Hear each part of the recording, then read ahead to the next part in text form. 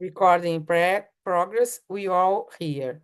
So this is our panel, Connecting Voices, Inclusive and Effective Communication for Women's Empowerment and Global Sustainability. This is an interactive panel followed by an open forum with the audience. You or everybody, you have your voice because a woman's voice is a powerful tool for change.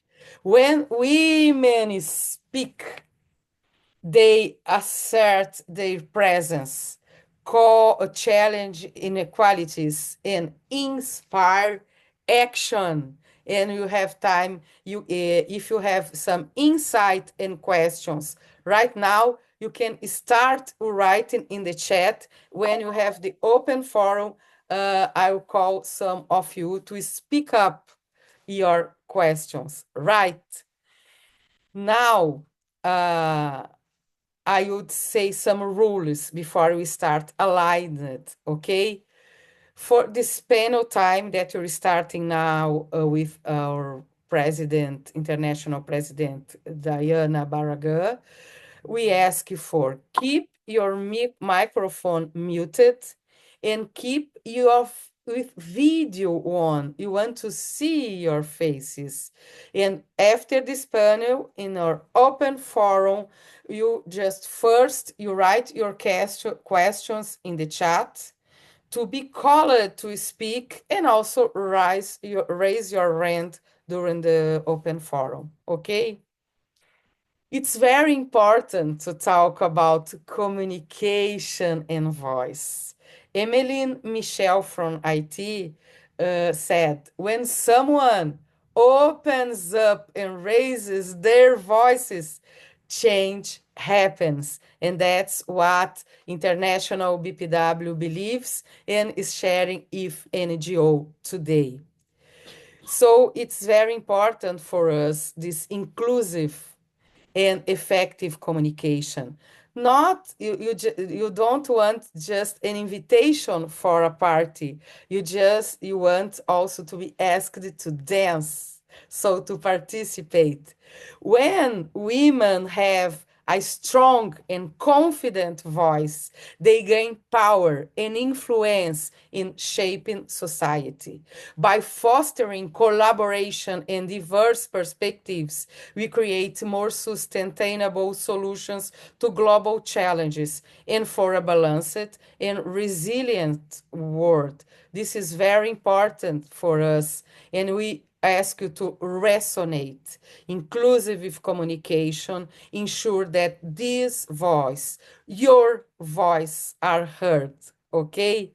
But before all our voices are heard, would like to start with our International Federation BPW president. She's member for more than 30 years for BPW, right? Dr. Diana Barragan. Her vision Yes. is a world where women have the same opportunities as men in all aspects of life. She is also clinical pathologist. She has a member degree with Third World in Geneva, and she's also graduated in law. But among of all, beyond all, she is our International Federation BPW president, and it's a honor to receive and to listen your open remarks. Please, President Diana Barragan. Thank you very much, Patricia, for this introduction. I really appreciate that you invited me, and I can have to say that this is my first participation in this CSW69 in a parallel event, even if it's online. But I think it's absolutely necessary to be a part of the change. It is an honor to stand here before you today and speak on something that not only is timely but vital to shaping a more just and sustainable world. The power of communication in advancing women's empowerment and global sustainability. In history, women's voices have been catalysts for change. Yet too often these voices have been marginalized, silenced, or ignored. Today, we have an opportunity and a responsibility to change that narrative. True empowerment begins when every voice is heard and valued. Inclusive communications is not just about speaking, it is about listening, engaging, and ensuring accessibility for all, which means breaking down language and cultural barriers, creating safe spaces where women can express themselves freely, and leveraging technology to amplify the voices of those who might otherwise go unheard. When communication is truly inclusive, it drives collective action, fosters collaboration, and builds network support that transcends borders.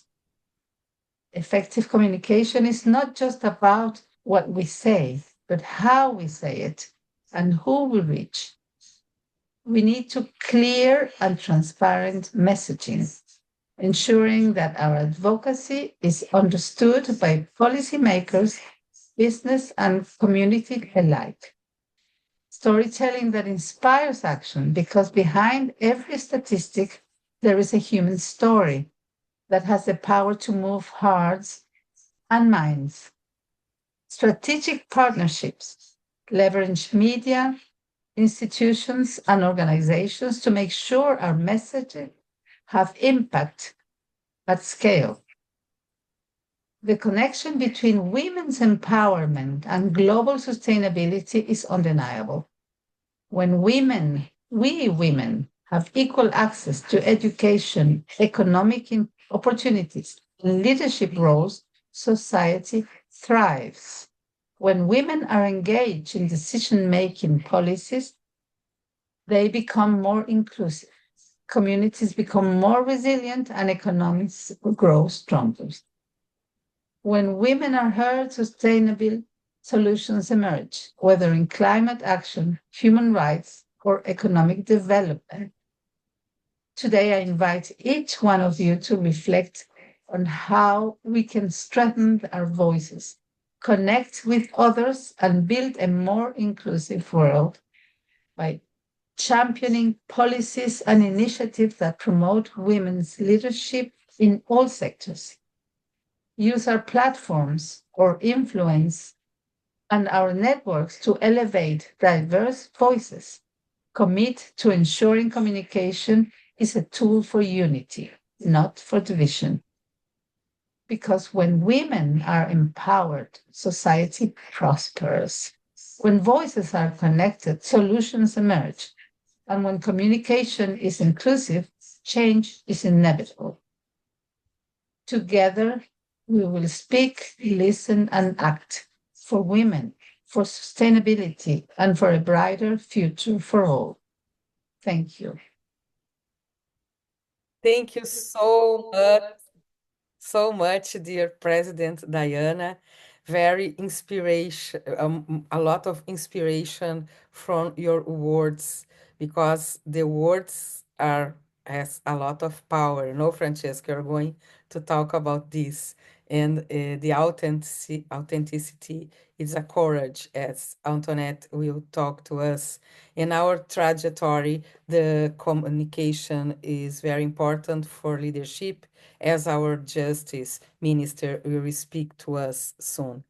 I'd like to thank the members of our committee, the training, development, employment that are here. They helped us with all the organizations also. Sujata and Nicole Adams that you are here, Camila from Brazil, and Caroline Shu. She is our moderator. Would you like to start with your moderation, Caroline Shu, please? Hello, everyone. I'm Caroline Zhou from Taiwan. It's our pleasure to be your moderator today. Actually, we appreciate our International President Diane to give us so clear information about the definition of the communication. Communication is not only what you are going to say, it's not only what you say, but who you are going to say, how you communicate. So I think for her triennium, she gave us a very clear vision about innovation, about inspiring, about empowering, about how we together to shaping our future. So could everyone give a big proud to our international president? Yes, okay. Now we are going to invite our first speaker. As you know, she is also the lead organizer for this event. Our lovely Patricia. Patricia said, your name is Caceres. Patricia actually is a speech therapist and corporate communication trainer, and also teacher, speaker, vocal coach. That's all, and a graduate in law, postgraduate degree in human voices. As you have contact with her, she's so passionate to this job, and she's so warm, so hot, like a sunshine to everyone. That's because she has a very good communication skill. And today, I think she would like to say something to you and to let you know how can we communicate clear. Let's welcome our speaker, Patricia. The floor is yours. Hello. Yeah. Hello, everyone of you. It's a great honor and pleasure to talk to you now and to hear you. As you've heard from President Diana, it's only not what we say, but how we say and how we listening as well. Because in communication, you have a lot of keys. Some keys. One key is to the inside connection, not the voice, not only the voice that you express, but that inside voice that we can listen in sometimes when we recognize that good voice that is good for us. That's very important also about your inner voice, to hear our value, to first empower ourselves with the good voice that tell us the good things. And also, it's important to hear you, all of you. Your voice is your first power. When you were born, every one of you started crying and you were shouting to the world, I'm here, and all our voices are important. You have your own and singular voice, each one of you has. And we would like today to align those voices and make the Bluetooth with our minds and hearts to have this inclusive and effective communication. So, what is the voice? The voice means a lot of things. The voice, our voice can be our contents and arguments and complainings and desires and ideas. But voice exactly is the sound of our words. And our voice has the power to change the word and to change the language, to change the ideas. When you have a sounding voice, you can hug your audience with your sound. And first, I would like to hear your voice. Please unmute your Zoom, put it in voice, open your microphone, and let's breathe.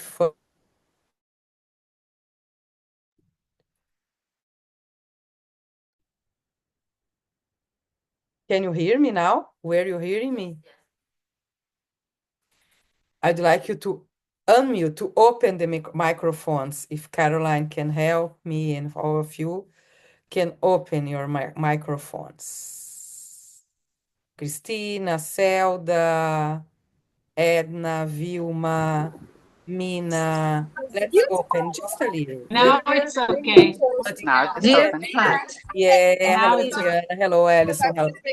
Let's just make dear, dear open the Pat, Hello, microphone. everyone.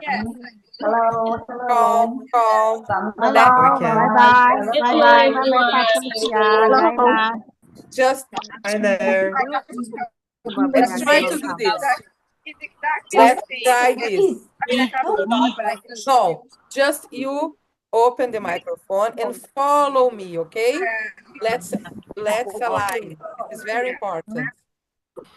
Pat, Pat, I need to leave because I have No, another no, you event. okay, thank you so much, President Please. Diana. Thank And you. now I need your President help. Diana. Thank you. Thank you, President Diana. Thank Bye-bye, you. President Diana. Hello. Thank you Bye very bye, much. Patricia. Hello. Dr. Nina Now ka I na. need Ito you, sa everybody, kulukot to ko. help Ito me na. with this. If you had a noise, Belum perkenalan lagi. Say hello. Hi, I'm good. Gak enak. Gak enak kalau nggak beginian. Caroline, who has a noise, you just mute. Who is in silent, you keep unmute. Okay? Thank you.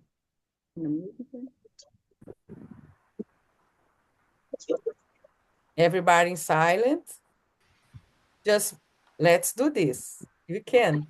Just because the silent is very important in communication. Is the pause that emphasize the important ideas. Let's just breathe deeply and feel our diaphragm. Is very important for you to be calm, to remember our ideas, and to empower our voice. Put please your hands in your stomach, your two hands. And I ask to our co-host to mute who is not in silence now. Breathe deeply and feel your diaphragm, please, the power of your diaphragm. You have a important power here. Okay? And now you can exhale with your voice, like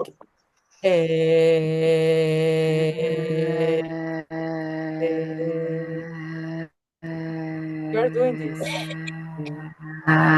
Stop, inhale again, your hands here.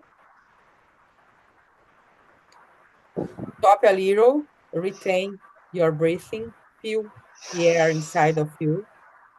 And now exhale with the voice. Ah, open your mouth. Ah,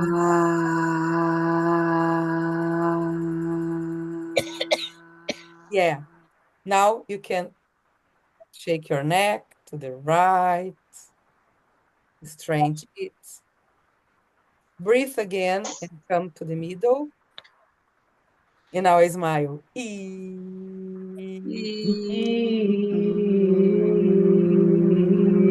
Resonate your voice.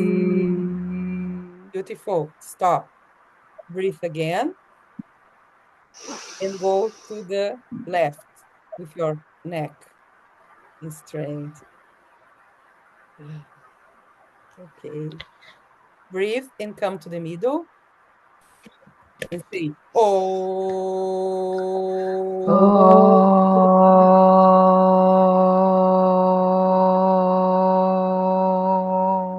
Stop. Thank you. And the last movement with your neck.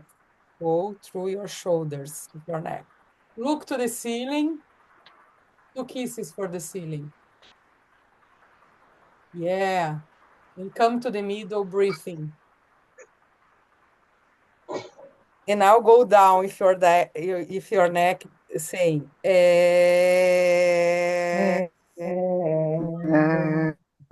Go down with your neck and say yeah. Stop. Keep your neck down and say again to your heart that's near your mouth now. Let your heart listen your okay? Go there. Say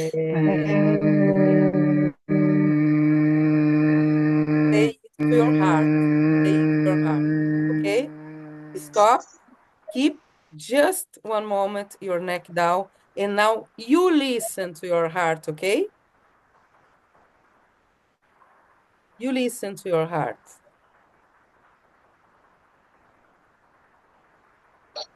And come up with your neck, with your head breathing. And go to ah.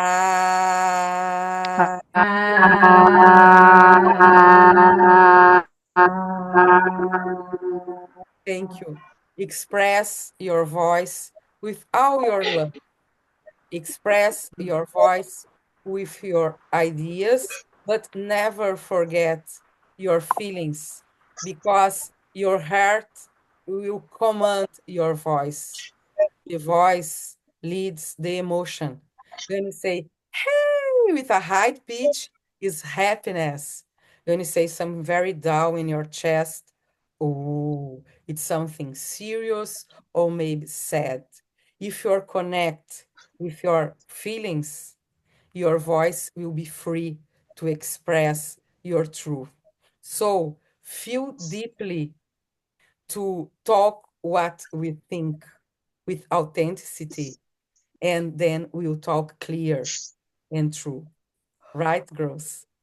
Caroline Shu, do I have some minutes more? I have another slides for the girls. How many minutes do I have? 5.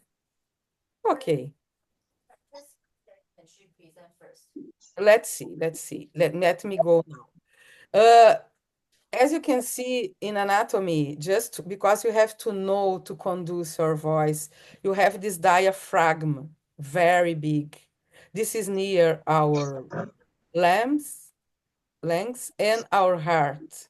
So when we exhale, we can express our voice. It is the breathing, the very important material for our voice. Okay, just to remind this and don't forget. Our committee, development, training, and employment, which is organizer of this panel, has this mission: co-inspiration and action to transform what? People, ourselves, of course, together, and the future of the planet. That's what you are doing here. You can feel a little the power of our voice here today. And you have some keys in oratory, in public speech, and in our conversations. First area is connection. It's our confidence to take the risk, be authentic. And interaction is the bond that when we connect with people, it's very important for us to start with this, connect to our heart, our ideas, and the people. And then we come with expressiveness. Then it's very important, as you can see, the voice, that is the sound, our body, because here in our frames, we show your physiognomy, and it comes before the voice. You can say, I'm happy, and smile after. This is not true.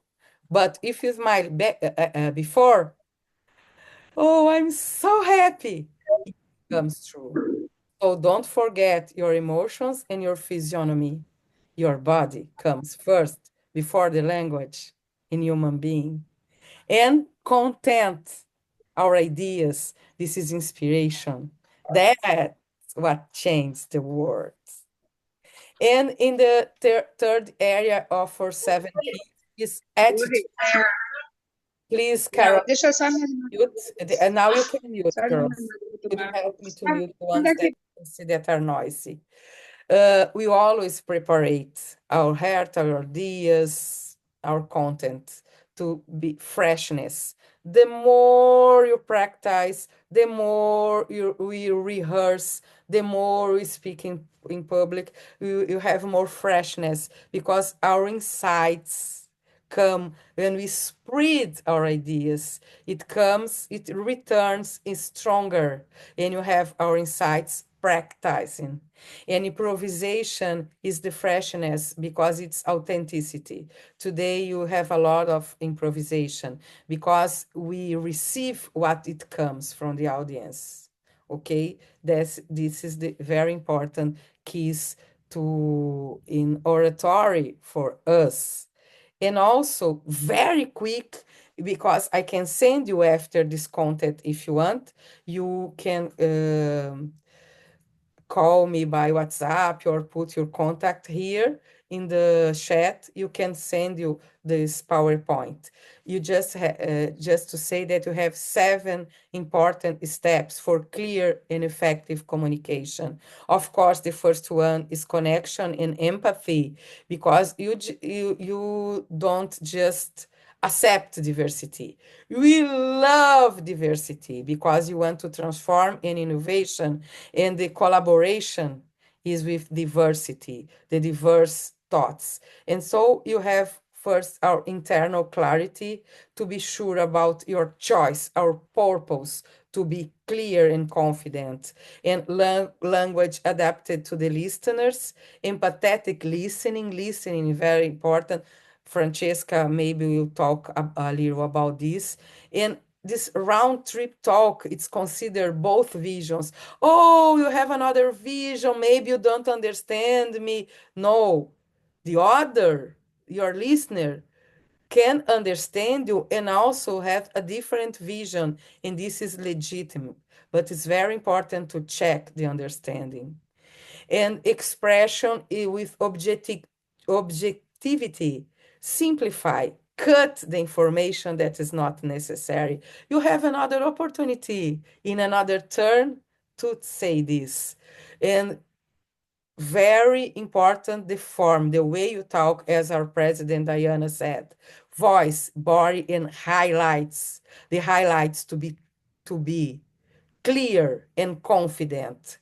You need to speak loud and with a good resonance for the people to hear you with our emotions, and emphasize the more important words with your body, your gesticulation, and with your voice. And of course, transparency and authenticity. I believe that Antoinette will talk. This is true collaboration. You need to be ethical and transparent for innovation. In assertiveness, when you say your opinions, desires, and specific asks and needs with respect and confidence. Okay, those are some topics that I would like to remind us, because communication, you're always allowed. And I would like to motivate you to always resonate, express, and share your voice to the world. The vowels are very important. We did that exercise because the voice are in the vowels. A, E, U. And you open your mouth, you have a physiognomy with light, and you can be more understood. And you can just spread more the time of your voice to put what? To put a singing voice with this intonation that brings emotion and beauty to your words. You are just almost finishing here. And of course, that you can affirm that if you are here, you are feminist. Not that image of aggressive feminist. You can be balanced. But Chimamanda Ngozi Adichie, as he says, feminist is a man and a woman who says, yes, there is a problem with gender as it is today, and we must fix it. We must fix it. We must do better. All of us, women and men, must do better. And of course, with our expressive voices and effective communication, We can and we will do better. Thank you so much, and I wait your questions and insights for the open forum. Okay, thank you, Patricia. I think everybody very impressed about the way she told to us, and always exercise your bodies and to shape your voice. Maybe in at the end of the session, we can ask Patricia to bring all of us to do the exercise again. And now we are going to invite our next speaker, the speaker Francesca Bureau, and she is an inspiring figure at the helm of the Fearless Talent Development Inc.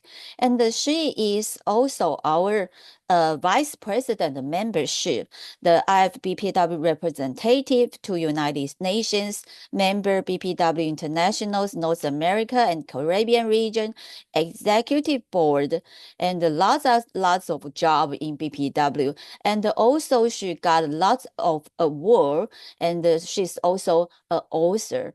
And today she's also, because if you heard about Francesca's speech before, you will also very understand her voice is quite very clear, and the tongue is also very strong and very powerful. So let's welcome Francesca to be our speech, and the floor is yours. Welcome, Francesca.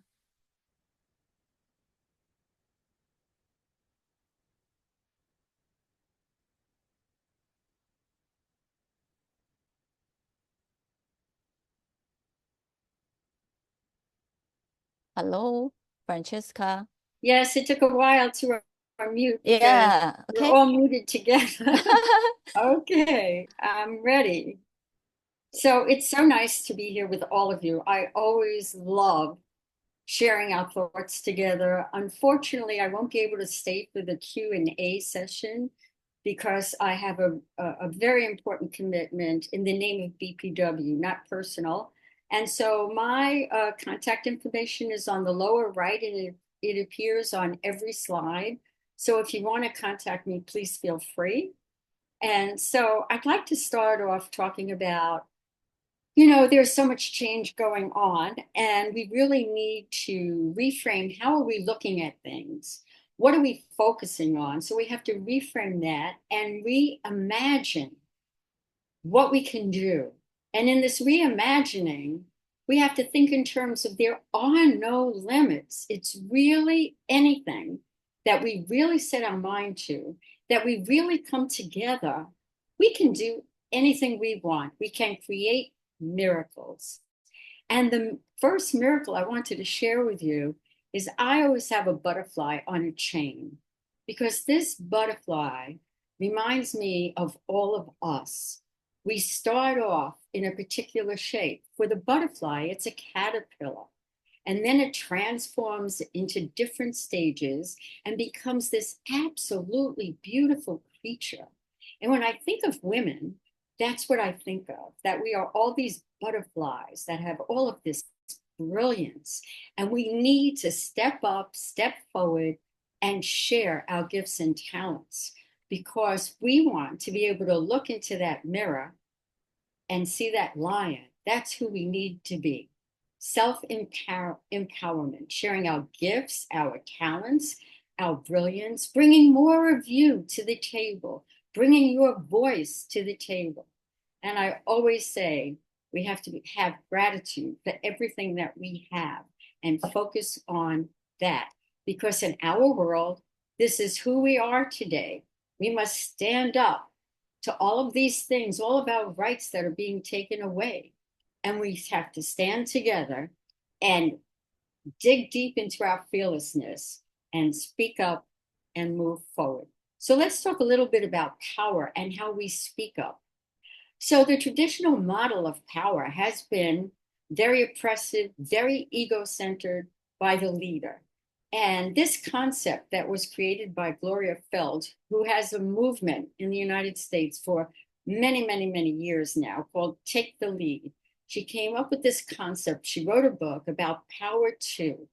When we feel powerful and we share that power, our leadership is different. We're engaging, we're inclusive, we're inviting people in, we're sharing our vision. We ask them to contribute to the mission statement. There's cooperation, there's collaboration, and the leadership role shifts depending on who has the best talent to deliver on that particular area. So we have to look at that. It's not a forcing or denying or saying, oh, we only have this much of a pie left, and people are speaking in a way that makes you feel powerless and that you don't have things to contribute when you absolutely do. And we need you to help solve problems, to help innovate, to create possibilities for all of us. And we have an infinite resource if we can reimagine in ways that are different than we have been. And all of this makes you feel powerful. You don't need a title to feel powerful or to be a leader. What we need is everyone working together, figuring out what we're going to do, speaking up in a voice that we can all hear, and collaboration, collaboration, collaboration. So I wanted to talk to you about a great example about collaboration. Her New York. We are 100 women's organizations with 2 unions that get together every week to figure out how are we going to change what's happening to women, especially now in the United States. But we started off with 10 of us, and I'm one of the original 10, getting together saying, look, we need to really speak in one voice. And so we have meetings, we have agendas, we pick specific topics that we work on, 4 of them every year. The whole group decides on that, and then we move forward in unison. And if one of us has a different agenda, we bring it up. And if we have a different idea or a different event and want everyone to come, we talk about it and people show up. It's great. So in order to have all of that, we need to talk about us, you, as individuals, and the importance of mindset. If you think you can or you think you cannot, you are right. So if you believe you can do something, you'll do it. Will you make mistakes along the way? Of course, we all make mistakes. We don't have all the answers. So to me, and I spoke about this at the Leaders Summit, there are no failures. There are mistakes. What happened along the way? Why didn't this work? What can I learn from this? How am I going to use this in the future? That is a mistake. You know, in the 1980s, Jack Walsh was CEO of, I think it was GM, and he had an executive vice president that made a huge mistake and they lost billions of dollars. And so, of course, the first question at the press conference was, Jack, are you going to fire that guy? And he said, why would I fire him? I just spent billions of dollars for him to learn how to do it right. And that's a great attitude for a leader and for each of us within an organization. We have to support each other.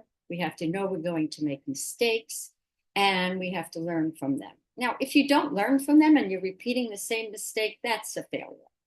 Okay, that is my interpretation of failure. So how do we talk to ourselves? This is the first step. Are we kind to ourselves? What do we say to ourselves? Do we say, oh, goodness, you know, you made this big error. That's such a, oh, you're so stupid. Why do you do these things? You know, maybe you should just drop out, you know, go sit on a beach somewhere, you know, stop giving people your ideas. No, that's not the way to talk to yourself. You really have to work on your self-empowerment. You really have to be kind to yourself, love yourself. Tell yourself, yes, I made a mistake. Now, let's see what I can do about it. Who can I call next time before I do something that might have the expertise to help me? Who in BPW International can I call? We have so many people. We have so many gifts here. You know, we have to share them more with each other. We have to we have to refocus our conversations, the words we use. You know, it's one thing to say, oh, wow, why did you say such a thing? What were you thinking into being more collaborative, being kinder, but what was the thinking behind that? Can I hear more about that so I can better understand it? So getting people to talk more so they can elaborate more is very important, because sometimes we know what we want to say in our heads and we're halfway through the message in our heads. So we come out in the middle of something, and I do this with my sister a lot, and she'll say, "What are you talking about?" And I go, "Well," and she said, "Okay, start from the beginning."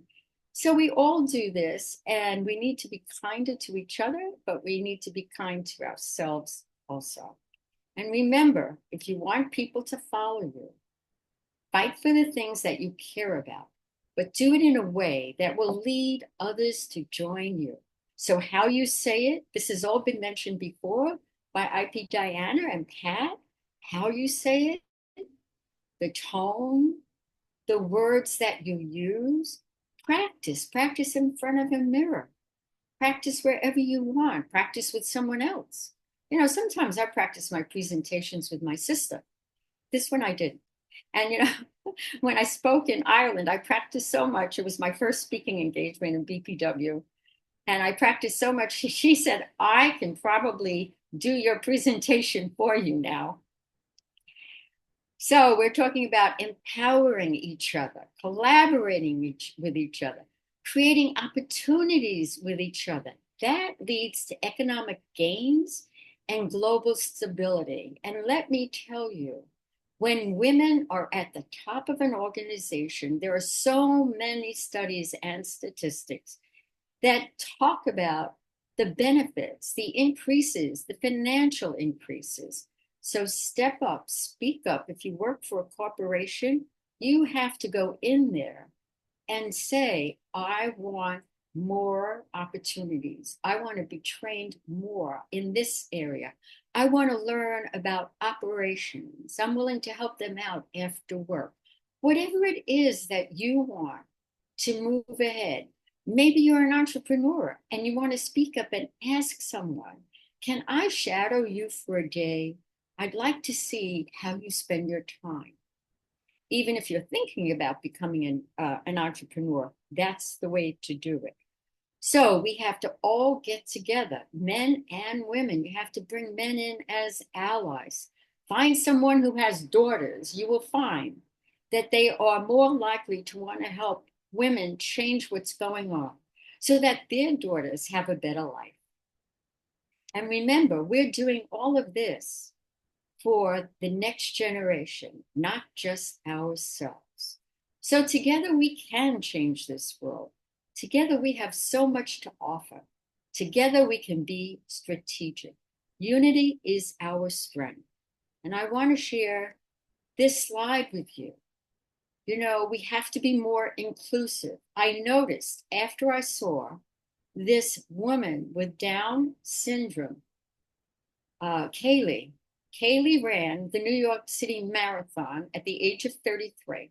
She's the first person with Down syndrome to pass the New York City Marathon finish line. And there she is with her mother at the end, who, went with her.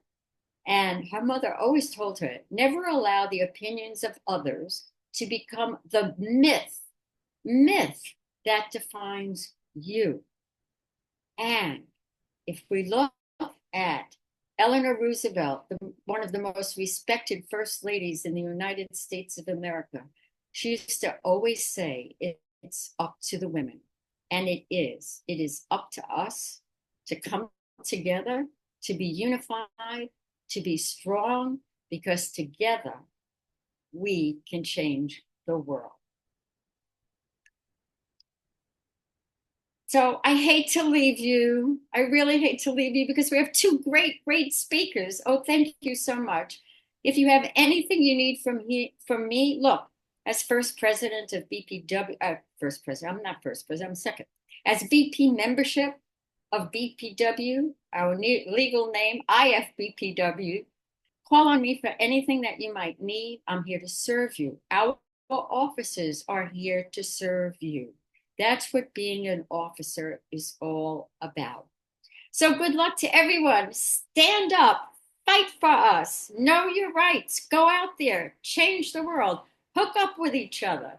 And I hope to see you. Don't forget, we have another standing committee doing a panel tomorrow, and there are others during the week. And we have our standing committees here supporting Pat because she's our first standing committee chair to do one of these. So I wish you all good luck.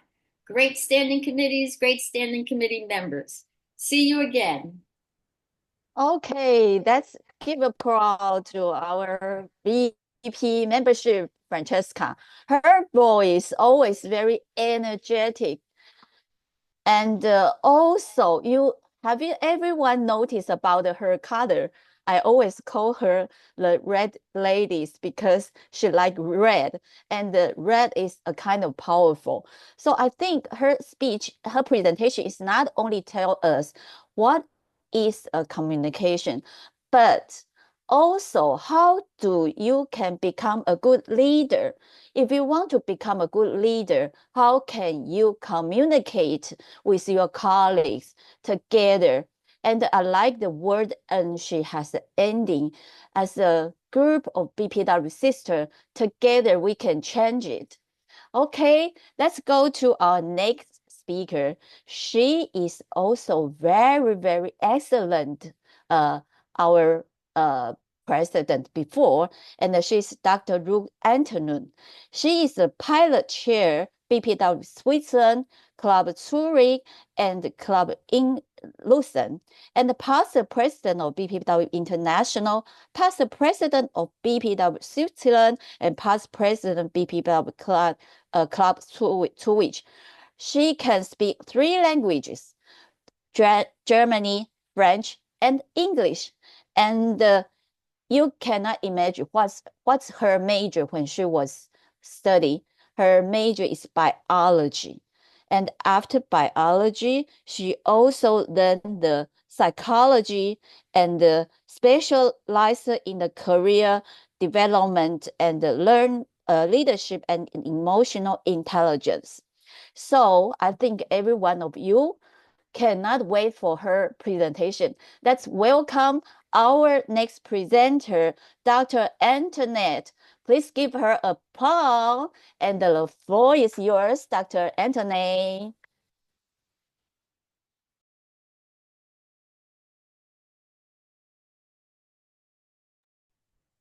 Hello. Hello, Dr. Antoinette. She mute? I don't check. Okay, I unlock her.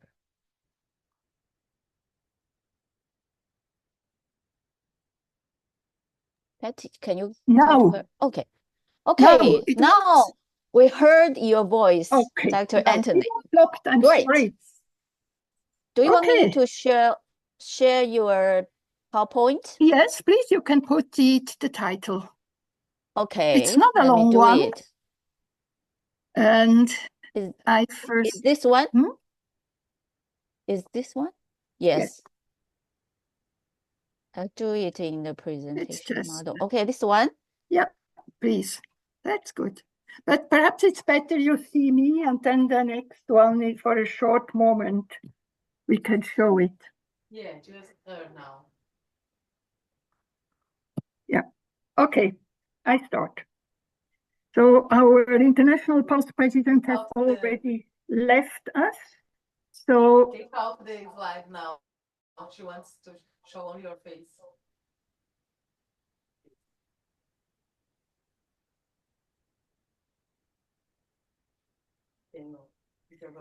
can I start? Can I start? Oh, can we see her? No? Yeah, I can start anyway. That's me. Yeah. So I'm sure again. So. How about now?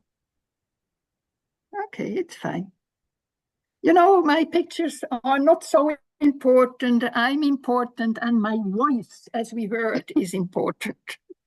So, dear international vice presidents, Madam Committee Chair, Madam Minister, distinguished participants, it's really a big pleasure to see you here. And for my topic, authenticity, for a truly inclusive and effective communication, the authenticity of a person is basic. In 15 minutes, we only can focus on a few aspects in context with authenticity. And now, can you show me the next picture? Can you show me the next picture of my PowerPoint? This one? No, the next, yes. That's This one, it. okay. No, the next one. The next one? This one? This, Okay. no, the one before. You know, we have this one. Okay. In 15 minutes, we only can focus on a few aspects in context with authenticity.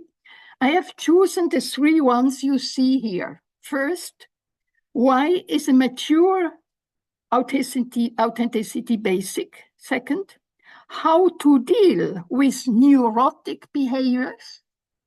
And third, a few hints on power, polarization, and followers.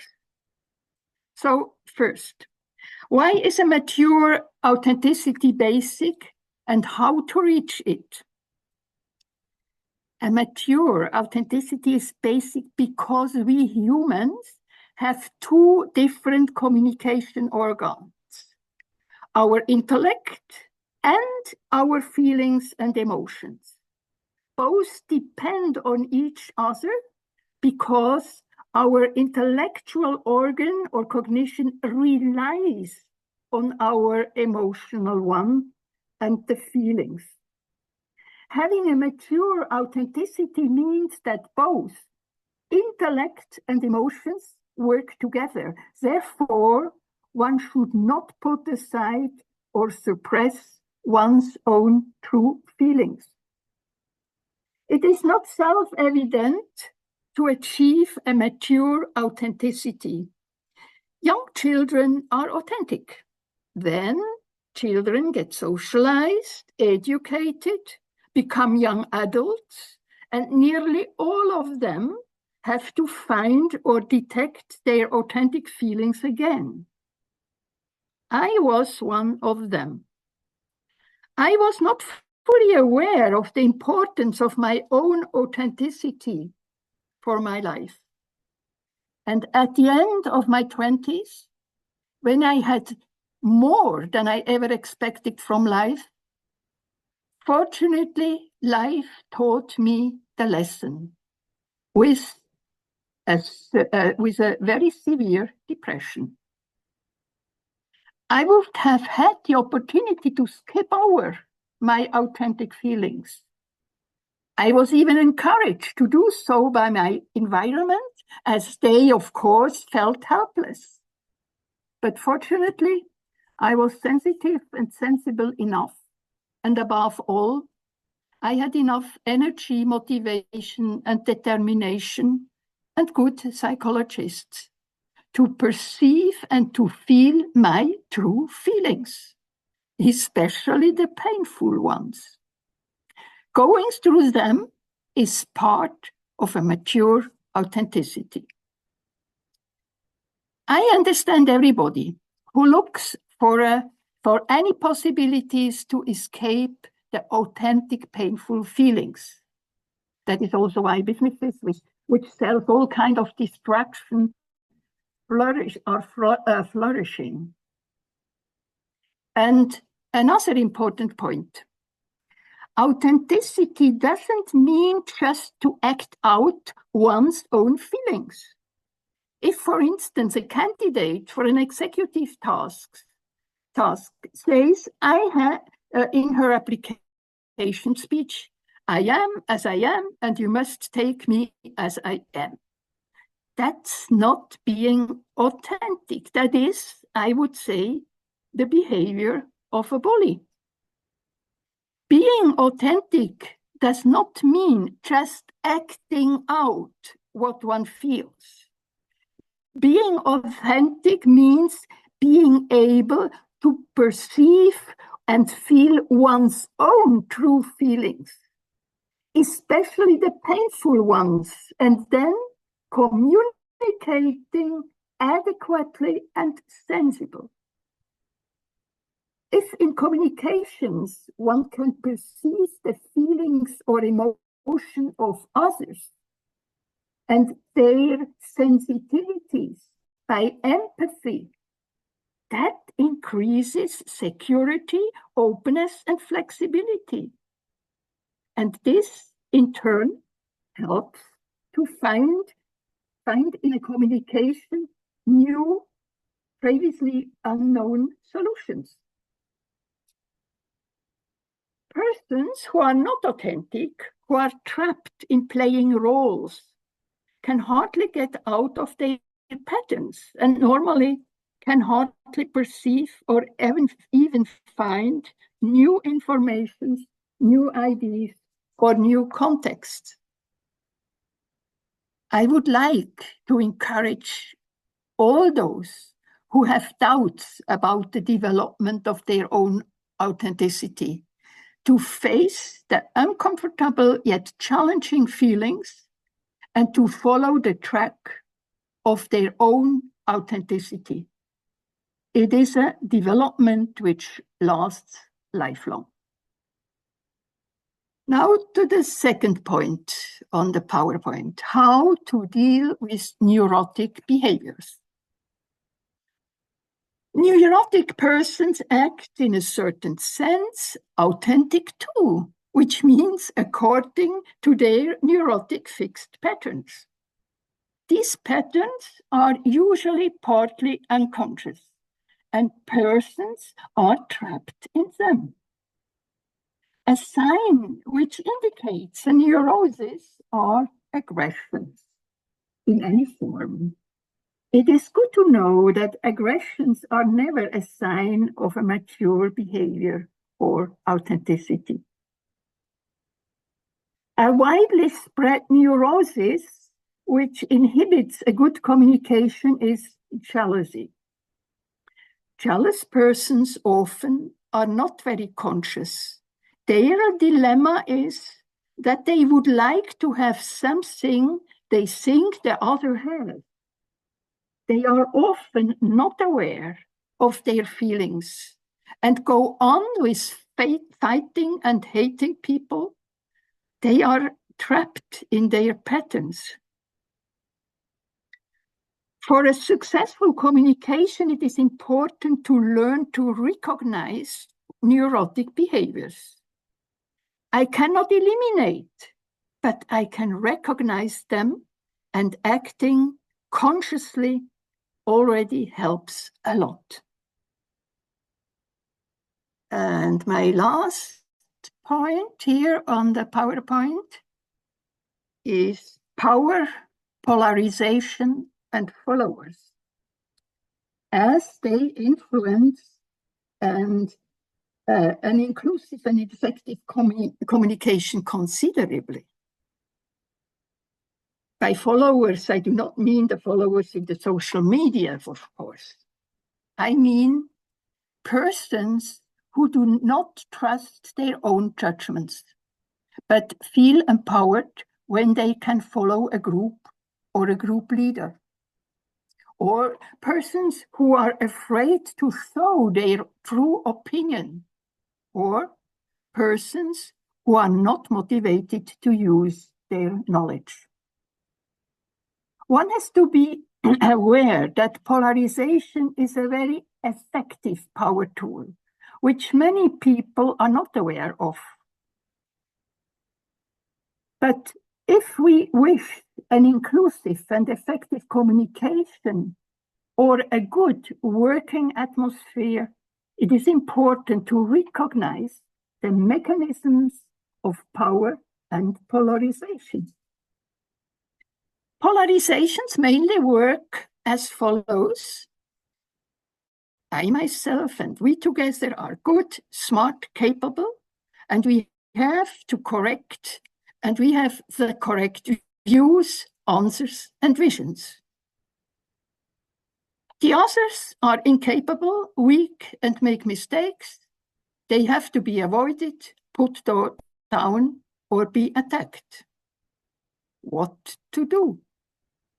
I think it is not a good idea to try to change power-addicted persons.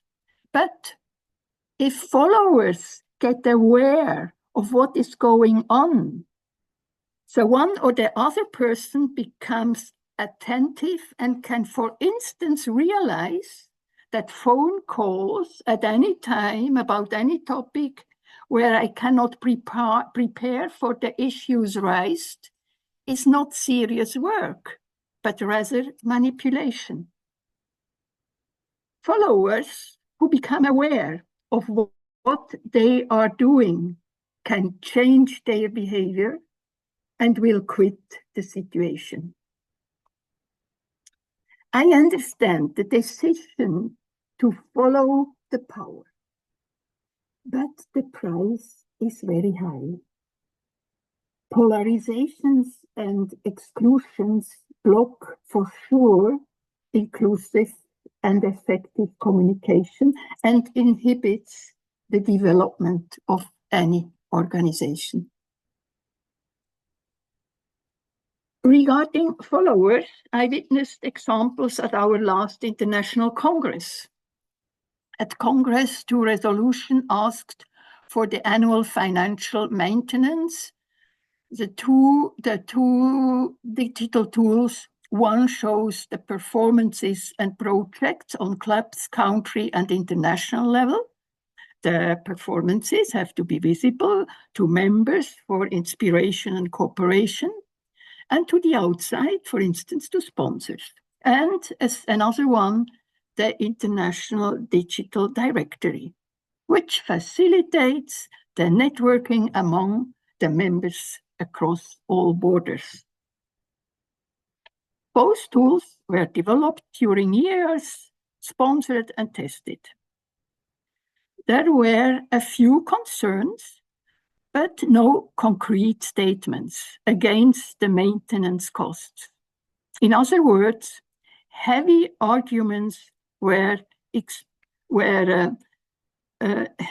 no heavy arguments were expressed and the resolution passed.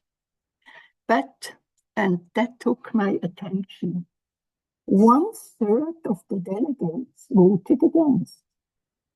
If 5 to 10% vote against, does not raise questions. But what is going on if 1/3 of the delegates vote against tools which support the organization and empowers women? As before, I would like to put my attention on the followers. Shouldn't a BPW member ask herself if she is a follower or if she takes her own decisions? Countries normally discuss the resolutions with their delegates who attend Congress. And of course, the opinions are not always unanimously. But I know countries which choose delegates who hardly express their opinion, who are not well informed, ask no question, and just vote unanimously what the president has determined. Delegates who let themselves downgrade to followers should become aware of what they are doing. It's heavy stuff, isn't it? But I think we have to be open and transparent and look through the issues. And at the end of my presentation, I would like to quote a wise personality, Yaki Vasudev, who has put the 2 aspects, either being a follower or developing one's own authenticity in simple words. He said, either an authority is your truth, or truth is your authority. Let's have the courage to follow our own true authenticity. Authentic persons are good partners for any inclusive and effective communication and for women empowerment and global sustainability. Thank you very much for your patience.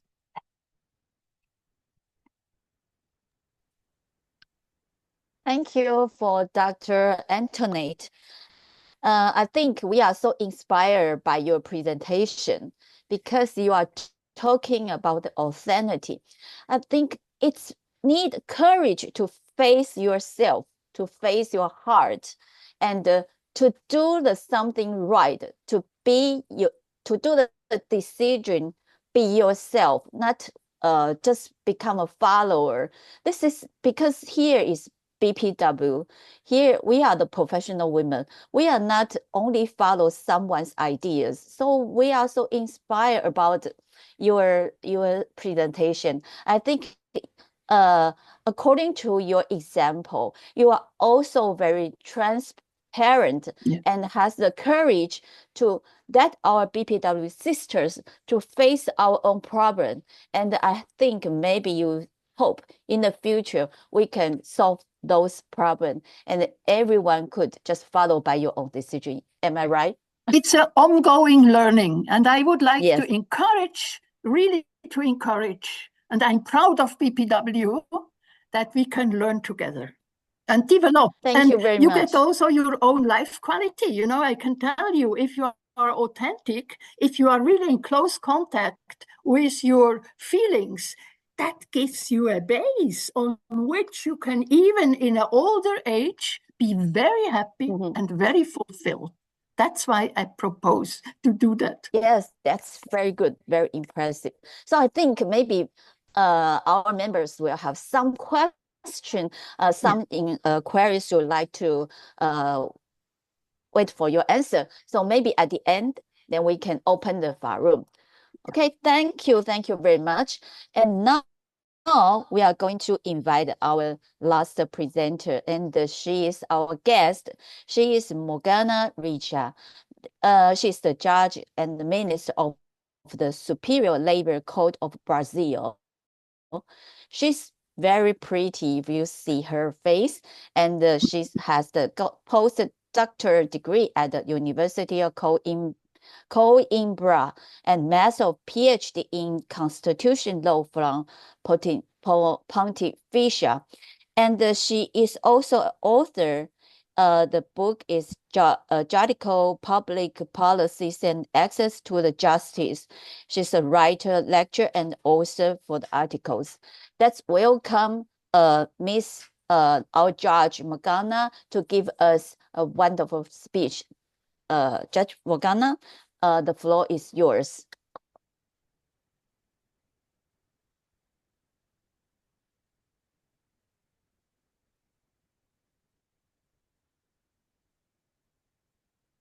Hello.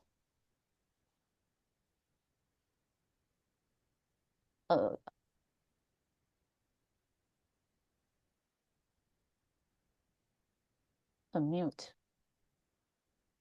Hello, Minister Morgana. Yes, now I'm allowed to talk because my microphone was. Oh, you are so pretty. We are looking forward to your presentation. Yes. Thank you, Caroline. Okay. Thank you. Yeah. Hello from Brazil. I'm Morgana de Almeida Richa. And first of all, I would like to congratulate the previous speakers, Patricia, and also Francesca and Antoinette for their inspirated words. I hope to be ready to communicate after this.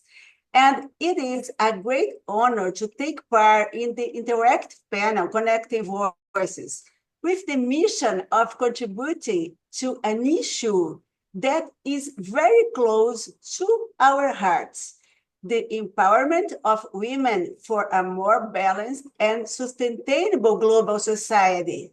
So my participation begins with the challenge of implementing inclusive and effective communication with all the women I have the joy of greeting here, making my voice a true mirror of each of you.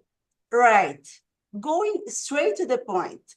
I will first present my personal trajectory, which, in a dynamic and multifaceted way, unfolds across both personal and institutional spheres, much like the journey of many women.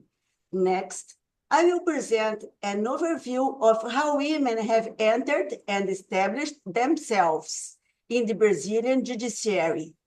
Reflecting on the path that has brought me here, I believe the difference I have made, if I may say so, is that I have always sought to go beyond ordinary duties. I was born in the city of Toledo, in the western region of Paraná, a driving force behind Brazil's agriculture development.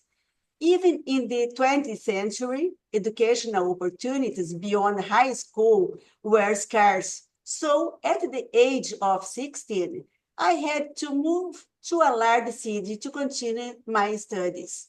In Curitiba, capital, the state, I studied law at the Federal University of Paraná, a benchmark in the country, where I graduated in 1990 and worked as a lawyer for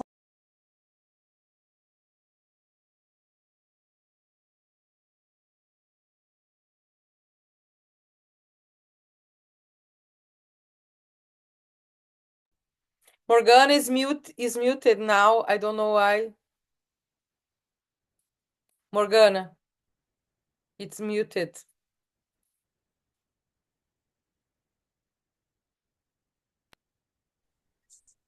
But Caroline, I don't know what happened. It was not here, but now it allowed me to. Now you can hear you. Just interrupt a little. Just the moment that you said. Don't worry. Sorry. No, Sorry. no.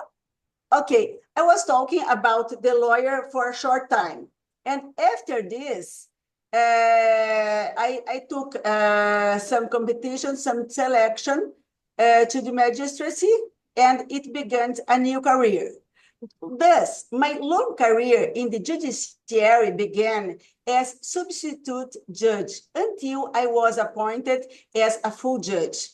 This period, as you can imagine, brought new challenges, given the diversity of cities in which I worked and the profound life changes of a solitary judicial role. An emblematic moment occurred during my first vacation when, as a very young woman, I visited Brasilia to get to know the Superior Labor Court, of which I'm now a member. While attending trial section, I was warmly greeted by the then president of the panel, Minister Nea Moreira, the first woman appointed to the institution. This event, as well as the example of strong women, has certainly been an inspiration that has stayed with me all these years. In other words, the gratification and enthusiasm for the job in a state of flow, in Mihali's words, have fueled me to make demands of highly complex activities and social responsibility compatible with being a woman in a marriage and motherhood. In my case, despite of the difficulties inherent in juggling multiple roles, I consider this journey a blessing. Even in difficult times, I was encouraged by words like those of Jayakonda Valley, a Nicaraguan poet, who warned, if you are a strong woman, protect yourself from the hordes. They wear all the costumes of the carnivals of the land. They dress up as guilt, as opportunities, as prices you have to pay. Nor has the institutional sexism, often subtle, limited me. On the contrary, I have served as president, vice president, and director of regional and national associations of the judiciary, administrative director of the Welfare Organization for the Public Prosecutor's Office and the Judiciary, as well as advisor to the National Council of Justice, CNJ. And here, I would like to point out the understanding importance of the CNJ in the country, established in 2004 as a supervisory body for the judiciary, with the mission of transforming the justice system. During my time as a counselor, I chaired the Access to Justice and Citizenship Committee, which was responsible for 13 projects, including judicial public policies, especially the Maria da Penha Law workshops, which tackled issues involving physical and psychological violence against women. In the academic field, strongly influenced by my mother, I traveled through qualifying spaces to understand law as a science, broadening the wings of learning that allowed me to fly. Master's and doctorate in constitutional law, and postdoctorate in human rights, health, and justice. From theory to practice, I sought to engage in diversified academic activities, publishing scientific articles and books. One thing led to another, and none of these would have been complete without my experience in management and education. After 27 years working at the first level of jurisdiction, finally in November 2019, I was promoted to the position of second level labor judge. To clarify, it's important. Brazil judiciary operates at 3 levels. The first level consists of trial judges who handle cases in their original jurisdiction. The second level comprises regional courts that review first-level decisions. And the highest level consists of the superior courts, which have national jurisdiction. Their judges are called ministers. At the top of this structure is the Supreme Federal Court, which serves as Brazil's constitutional court, responsible for safeguarding the Constitution. Meanwhile, the Superior Labor Court ensures the uniformity of the jurisprudence on labor legislation in the country, with an impacting backlog of 620,000 cases. In 2021, I had the honor of being appointed to the position I have now. The very court I had visited years before as a young judge, eager to learn and inspired by the presence of remarkable women.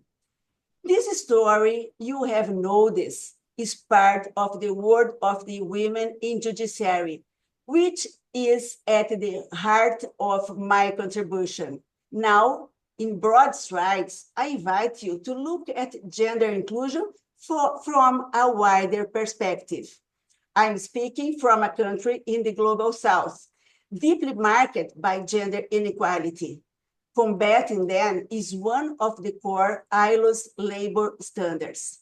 Therefore, effective communication mechanisms for women's empowerment must always be made possible. This is because gender equality is not a favor, but a fundamental human right. To this end, I took part in the creation and coordination of the Women's Excellence Observatory at the TST, which analyzed the participation of women in labor courts since 1941. It was possible to see the paradigm shift from the 20th to the 21st century, as well as the main difficulties faced and the progress made. To better illustrate the rise of women in the judiciary, we present statistical data using methodology of time frames every 10 years, since the creation of the first regional labor court. Specifically in the labor court, considering the projected cutoff for 2021, there are the next point.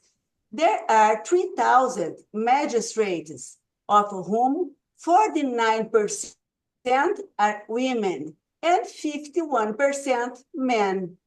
In the first level, it can be seen that the balance is achieved for an important condition, that is the appointment through a public selection, which is anonymous and based exclusively on the qualifications of the candidates.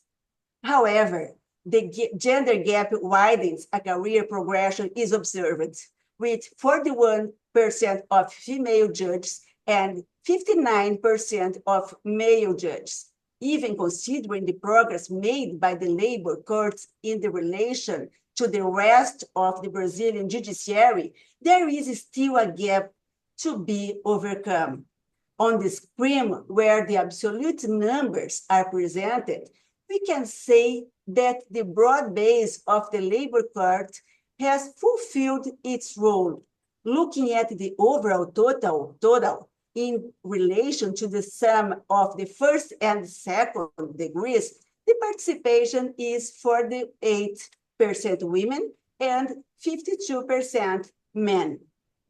Now, in the graph of the historical series from 1941 to 2021, in both the first and second jurisdictional degree, you can see that the balance between men and women has an inflection point in the early 2000s with a peak in 2021. Of course, the high line in the first degree, which has the public examination as a determining element, which more women competing and being approved than men. In second level, in the other hand, leveling is underway. The historical series that adds the first and second degrees bring us a rich contribution, showing the importance of the 80s, especially with our constitution, the 88 Constitution, which established that entry into the career was by public examination. From the upward movement of the 80s to the 90s, the progression of women was exponential. Overall, in Brazilian judiciary, there are around 18,000 judges, of whom approximately 37% are women and 59% men.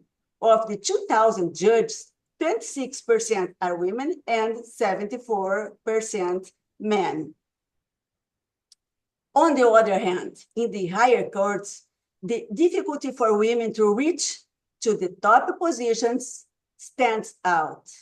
In my court, there are 27 members in the total, of whom 20 are men and only 7 are women. In the Supreme Court, there is only one woman out of 11 men. On the total number of ministers on the Supreme Court, 18% are women and 82% men. Therein lays the well-known glass ceiling, which women find extremely difficult to overcome. At the intermediate level, the second instance court, the CNG instituted a gender rule for the promotion of female judges, whereby the courts must use an exclusive list for women, alternating with the traditional mixed list for promotions based on merit. In short, there are countless challenges for women in institutional governments. Policies that many call affirmative are in fact policies to recognize the space to which women are entitled without favors, but on their own merit, as long as they are not hindered just because they're women. While the demands for equality and the consolidation of women's citizenship are still pressing, studies such as those by the observatory, together with debates and improved communications, allow us move beyond the traditional reflexivity towards the necessary proactivism. In particular, I think that our work is the greatest source of visibility. As Hannah Arendt states in Between the Past and the Future, equality is not a giving, it is a continuous construction, and it is up to us to build it every day. Thank you very much.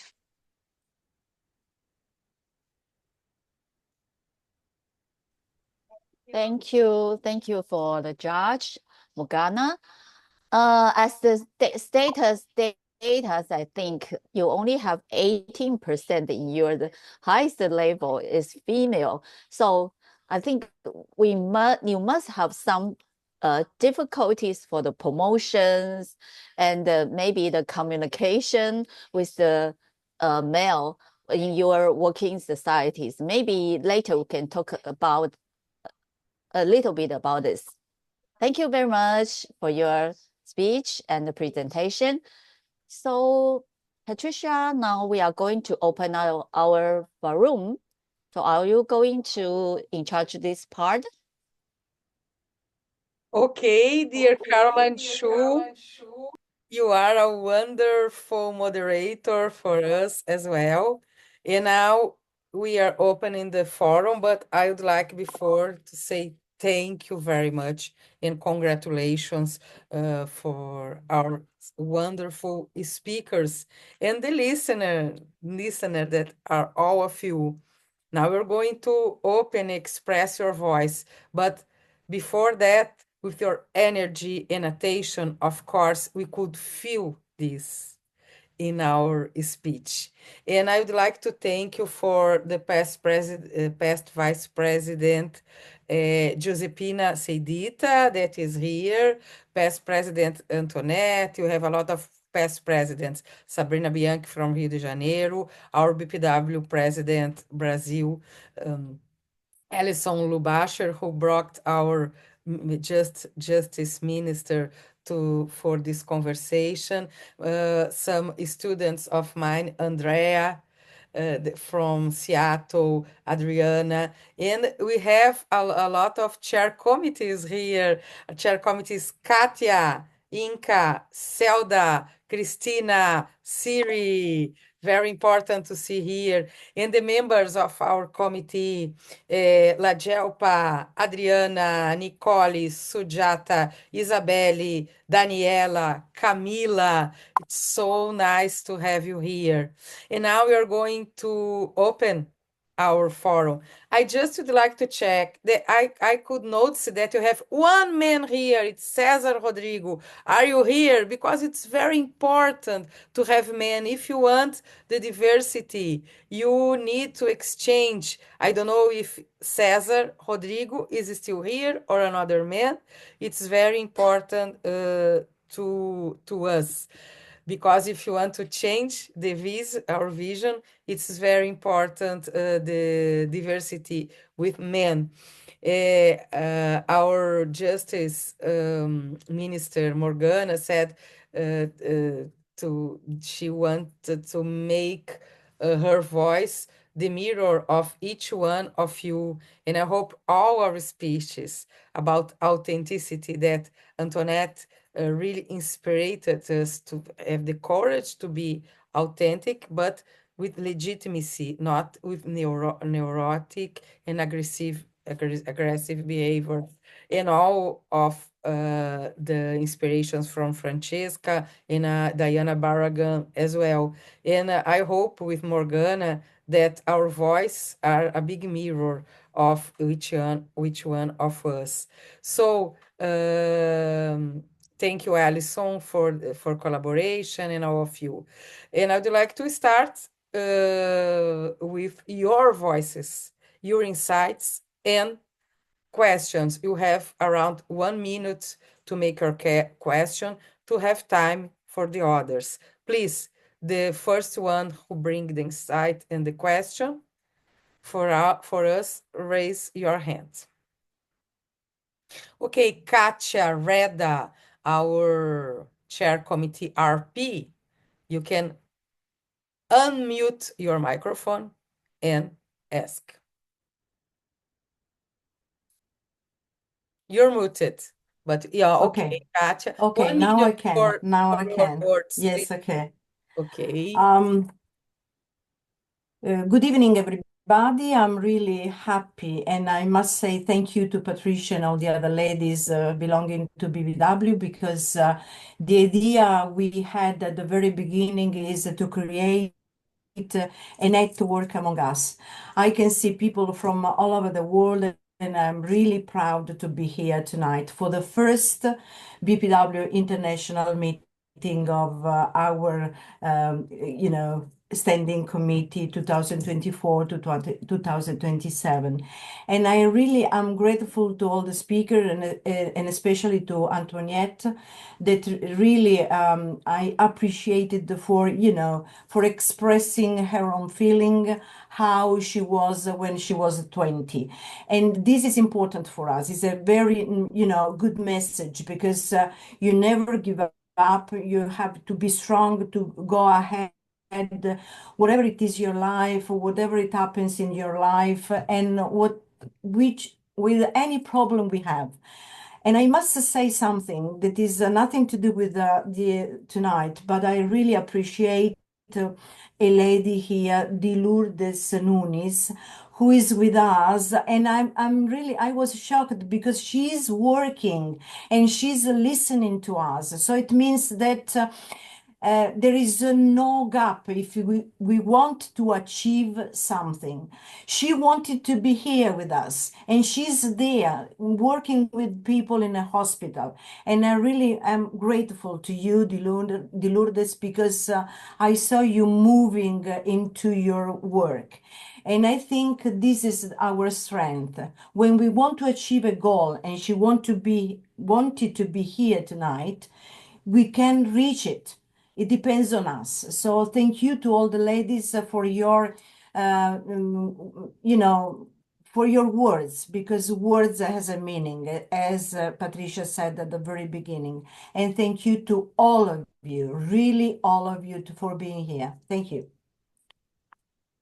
Thank you. Thank you so much, Katia.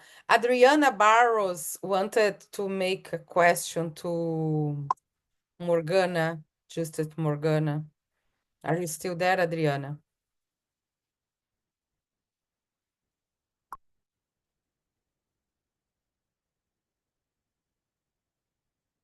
Adriana Barros, are you still there? You sent a question.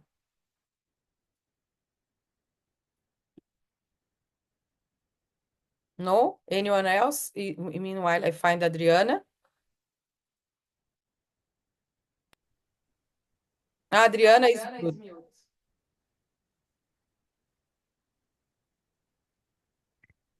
She's mute now.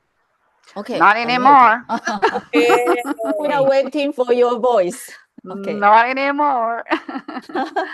Hello, everyone. Congratulate the panelists, and it's wonderful to be here. And Caroline, for a mediator, was awesome. Quick, it's more like it's not exactly a question, but I was getting points between everybody. And the Minister Morgana made several statements, but for me, it was more like how inspires, resuming everything, if you can. How I got a word that how inspiring she got by her mom, other women, and how still as a young judge in her career and with all the challenges, how other women inspire her. So my question is more like, if I understand right, how important was to have these models, even in your family, also professional models, women model, to go forward on your dream and your career, on your goals regarding any things that step on the way. And the gratitude that she said that, just a statement that was for me very important too.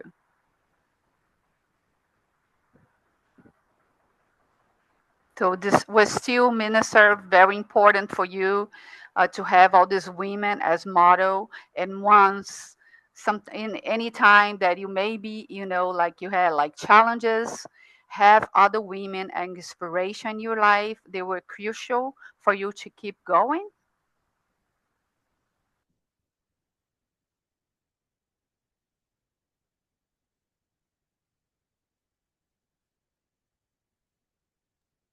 Thank you. Yes, thank you. I don't know if you understand the problem. No? Okay. Thank you, Adriana. You realize, I think, the most important thing that happens, that was the base and the role of women in our lives. My mother was professor.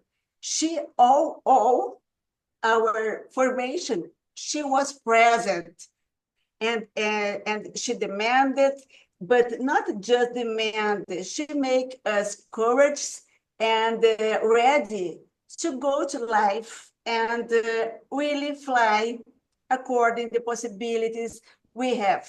So I think these examples, the women we have in our lives, especially the mothers, are really important in the process of empowerment to us, for us. It's really, really great. And after my mother, some women developed in my life an important role of support, inspiration, and opportunities. I think I many times I heard here in BPW, that you are sisters, a sisterhood. I think something like this: women together, challenging and transforming the way we live, in a way we can walk in examples, but not just this. I think in attitudes. And this is really transforming. I think the best thing I can let here is this, with another thing that I think is really important, that are dadas. We need to know our realities. We need to transform according to demands. We can do difference. Okay, thank you. Thank you so much. Tamara Rooms wants to communicate, she really wants to communicate about cancer breast. This session is to clarify the content and the topic from our panel. But Tamara, I can make then a question to you. How do you think effective communication can help to the people to be conscious about cancer, that they really need to talk about this? You have 1 minute to clarify and to tell us the importance of Thank you. communication.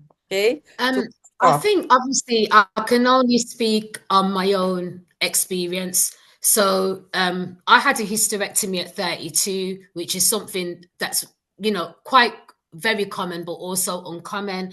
And then I'd got diagnosed in 2023 with breast cancer. So for me, it's just more knowing that all of us women are here collaborating. It's a conversation that nobody doesn't really have unless they know somebody that goes through it. And I think from my experience of even being told that terrible news, I think with any kind of news, if the delivery and the communication is good, someone can tell you the worst thing in the whole world, but if they deliver it well, you know how to step forward. And that's what I'd found with, luckily with the team that I had. What I'm noticing now, though, obviously from my own experience, is we all know what it is.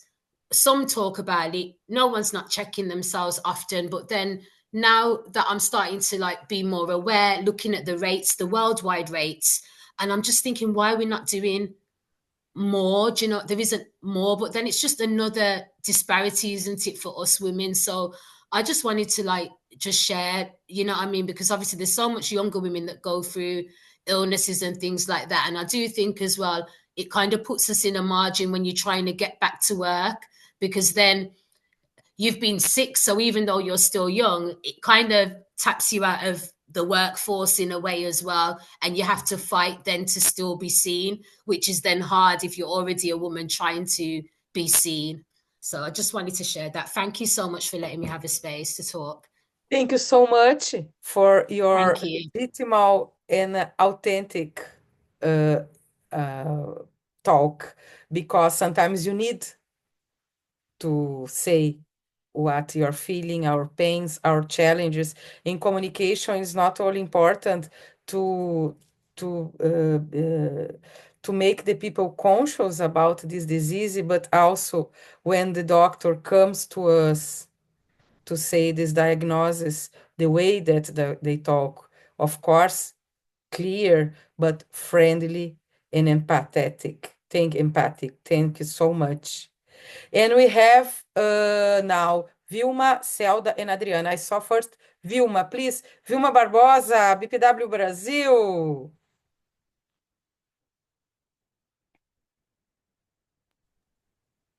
Okay. Hi, girls. Hello, everyone. It was amazing listening to all of you. And Patricia, congratulations on your speech about communication and making us think about listening ourselves first and listening to Tamara right now. This is something that I always tell my students that first of all, we have been training people to communicate better, to express their ideas, but the most important thing is being able to listen to others. So it's necessary speaking well, expressing our ideas, our emotions, but listening to others is most of the times what they need, much more than listen to our ideas. So Tamara, it was amazing listening to you. And this is something that we could provide listening from others most of the times, or many times it's more important than empowering than to their voice. So just listen. We have to know how to speak, but also listen. It's very important for leaders. Thank you. Very important to listen. Empathy in communication. Please, Zelda, my chair, standing committee of business. Yeah. Hello, everyone. Thank you so much, Patricia. Katya, yeah. It's I have two questions actually, because I want to bring this topic, what you have been talking, Patricia, about language and communication. It's so important in the decision making, in the leadership, in achieving gender equality. And I have a question actually. How do you see, how does language and discourse, we are making all these discourses all the time, and shape gender equality? What would be your, anybody can also, I would like also to ask the minister here, Mrs. Morgana. And that's my first question. And the second question is so important because it's the first time I've heard from International Past President Mrs. Rick. She had talked about authentic communication. So this authentic communication, I'm saying authentic communication, how would be a CEO or the leadership positions deal with the mature authenticity? How would be the communication in the leadership positions to achieve gender equality? Because it can be so biased, everywhere. So what would you say about this, Ms. Antoinette? Thank you so much. So, what's the first question for whom, Antoinette? The first question is for you about the language, Okay. communication. Yeah, the communication I would and the also, yeah, communication and language. As I said when I start talking, have a strong. When we have a strong and confident voice, we can gain power as women to influence and shaping the society. And the more we speak, the more you practice, you can feed your confidence, your power first for yourself, because the communication starts in ourselves, in our inner voice. And but when our expressive voice and our idea, when we spread our ideas, it return is stronger, and you have power to influence, negotiate, and shape in society. As you saw in Morgana's case, in the last levels of justice in Brazil, you have less than 20% of women participating. In the first level of justice is almost the same, because they just make the tests, to be graduated as a judge. And so it's half, almost half. Okay, Morgana. But for the third level, the high level of justice, we need articulation, negotiation, and you know that we as power women, we can improve this. You can develop more our confidence, our negotiation, and articulation skills. And also the language is important, our inclusive communication, because when innovation and transformation of the world and the society needs collaboration, and in diverse perspectives are important. So the good communication brings collaboration and diverse perspectives to be listening. So you created us more sustainable solutions when the diversities are heard, not only women and men, but intergenerational communication with all generations, in the diversity of cultures, gender, and generations. It brings solutions to global challenges and for a balanced and resilient world. This is crucial, and it starts with the good communication, in my vision. Thank you, Zelda. Thank you so much, Patricia. It is so insightful. Thank you, Selma. Your question is really interesting. And also Patricia made some appointments that I think give us a full perspective that we are talking. When I read a biography, it's something so rich with stories, and each one of us has a biography with the story of our lives that we listen in many, many ways, and it makes richer our understanding about things. I think it's one important thing. But in what you said, Zelda, that's about the responsibility and leadership. Yes, the leadership. Yeah, this is important. When we walk, we don't walk alone. And it's really hard to go, as Patricia said, to the higher levels. The higher levels are hard to us because maybe we are more shy, we have more difficult to make like this, and men, they have more facility to get places. And many times what also we see is that women don't like a lot to carry other women. We have some of difficulty also in this way. So I think, Zelda, when we have the conscious that it's really important to change by an inclusion that is really, really transforming the scenario, we need to must the steps necessary in our capacity and possibilities. For example, now in our cart, we will have 2 or 3 new places in the next years. It's necessary we put also women, because when we go to the first level, it's okay, it's a dispute. We are ready, we study, we know how to do it. So we get the place, but not after this in the higher levels.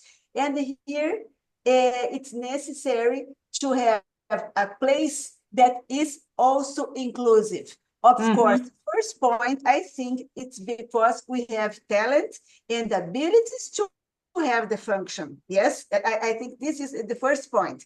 We have the capacity to do it. Sure. So we need to be seen, the visibility.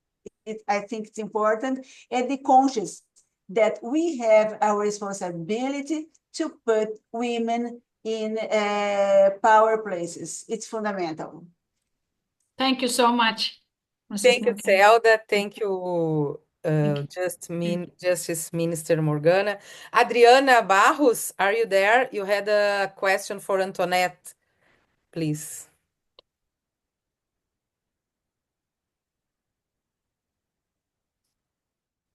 Unmute.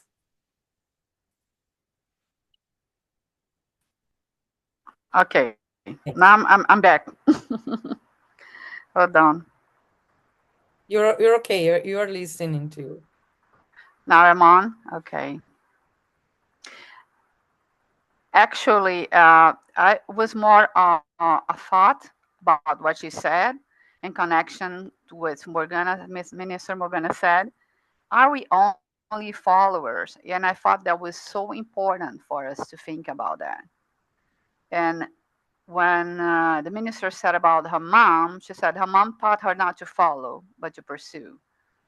And then in Antoinette, and how not to be a follower, but also be gentle in our way to achieve. So pretty much that was it. I mean, for me, it's a challenge. Sometimes we want to, as women, because we have so many challenges sometimes in the world, especially professional world, to step up, and to pursue.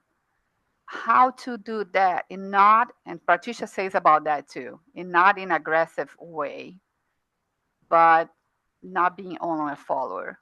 So she thought about that. She said a lot of things about that in her presentation, but I just, for me, was more than something to think about. How could I do that? And that's a very fine line than anything. Please, Dr. Antoinette, just can you unmute? Open your microphone. And I close my. No, Antoinette is mute.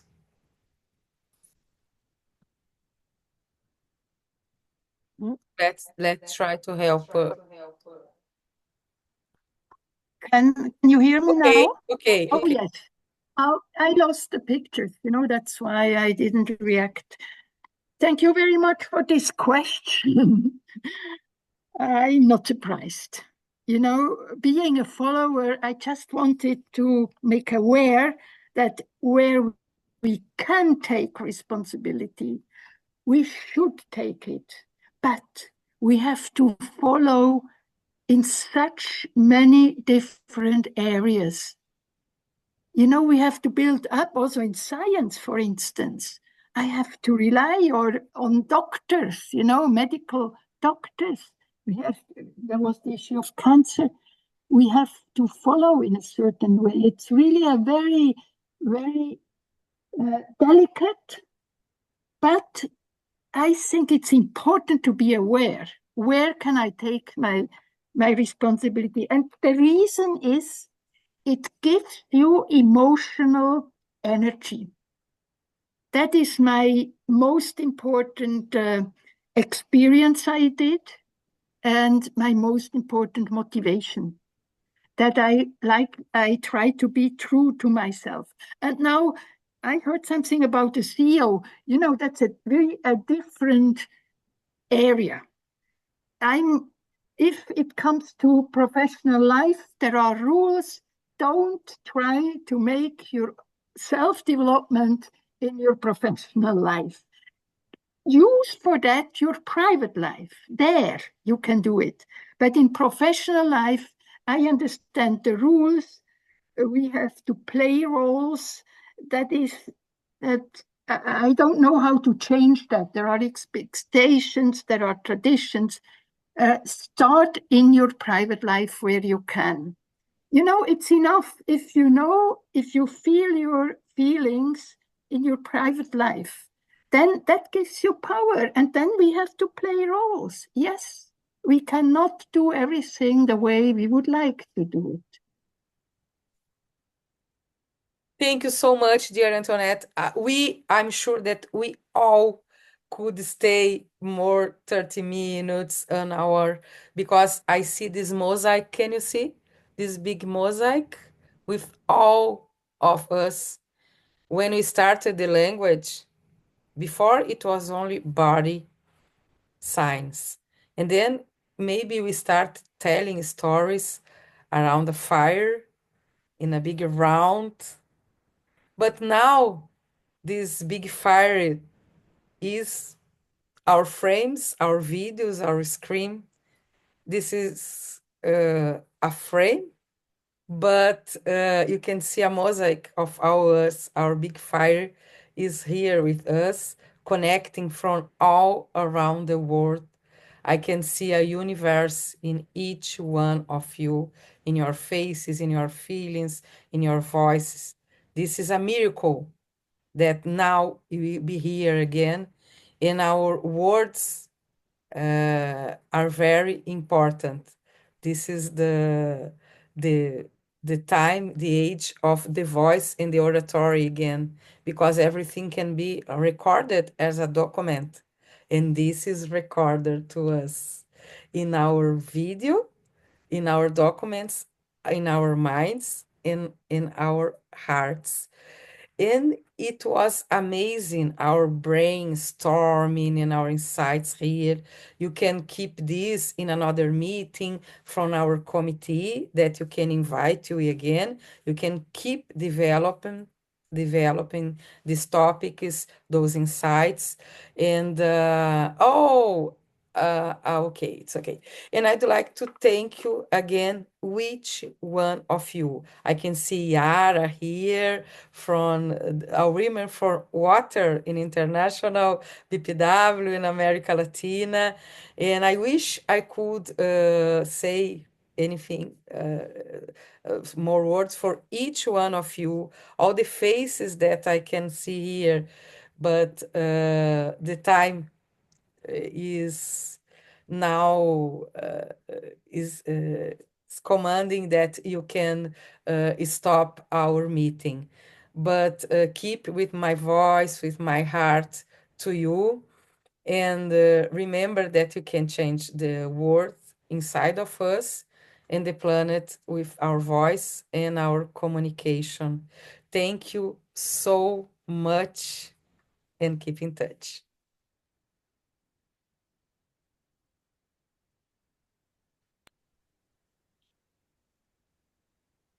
Thank you, speakers, Antoinette and Morgana, President Alison, Sabrina, Yara, Andrea, Katia, Adriana, and Caroline Shaw, our moderator. Yes. Please finish this. I can't. Thank you. Yes, we finish it. Yes. Thank you, everyone. Then we can leave this room, right? See you next time. And don't forget Zelda's virtual meeting tomorrow. Okay. Okay, bye-bye. Okay, bye-bye.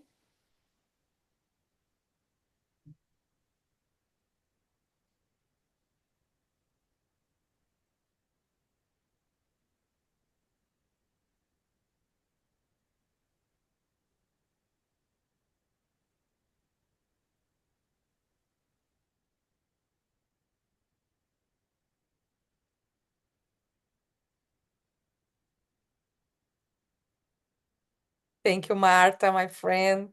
Thank you, Marta. Thank you for being here for all those years in BPW, our past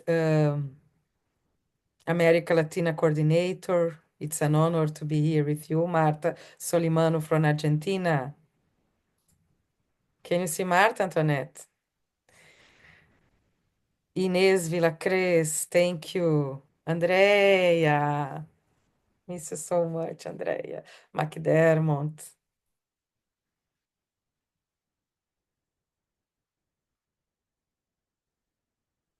Thank you, Marta.